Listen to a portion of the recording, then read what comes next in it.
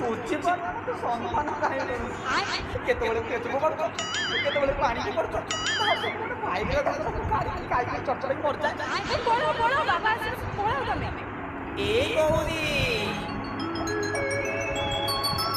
ଆରେ ତମେ ପୁରା ବୋଲେ ସାତ କଳସ ଆଠ ଦୀପକୁ ସାକ୍ଷୀ ରଖି କଥା ନେଇଥିଲ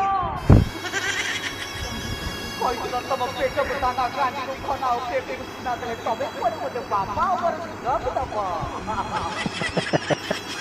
ଅଥଚ ନିଜ ବାପା କଥା ଶୁଣି ମତେ କହୁଛ ପଳାଅ କି ବାବା ତ ସବୁ କଣ କରିପାରିବିନି?